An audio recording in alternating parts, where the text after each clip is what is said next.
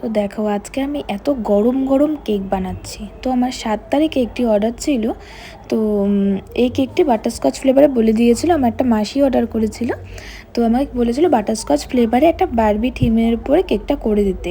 তো আমি ফটো পাঠিয়েছিলাম কিছু, তো তার মধ্যে সিলেক্ট করেছে কোনটা বানাতে হবে। তো দেখো এখানে পার্পেল কালার ছিল, তো টোটালটা আমি পার্পেল কালার দিয়ে কভার করে দিয়ে সাইডে হচ্ছে সাইডটা পার্পেল ছিল আর নিচটায় কিছু ফুল ছিল। তো সেইটা আমি ক্রাম কোডিং করে নিয়েছি, পুরো হালকা কালার জন্য টোটালটা আমাদের মিশিয়ে নিয়েছিলাম। আর নিচটা দেখো দেখা যাচ্ছে, তো ওখানে আমি একটা ফুল দিব, তো তার জন্য আমি ডবল করে আর এত বেশি ক্রিম দিইনি। তো এর নিচটা যেন ভালো করে আমি ক্রিমটা লাগাইনি। তো এরকম করে রেডি করছি। এটা 1 পাউন্ডের কেক ছিল। তো দেখো একটা দাগ কেটে নিচ্ছি, এখানে একটা ছোটো ছোটো স্টার নোজেল দিয়ে কিছু ফুল করে দিব। টোটালটার মধ্যে 2টা লাইন করে ছিল কেকটার। তো সেইভাবে আমি কেকটা রেডি করছি।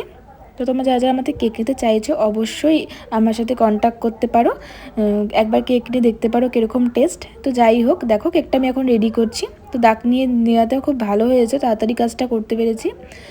তো নতুন বছরে সবাই কীরকম আছো তো কমেন্টে জানিও, আর কে কীরকম কাজ করছো, যারা কেক বানাও হোমমেড কেক। তো যাই হোক, কাজ কীরকম চলছে, তো আমার ভালোই চলছে কাজ। তো দেখো কেকটা রেডি করছি।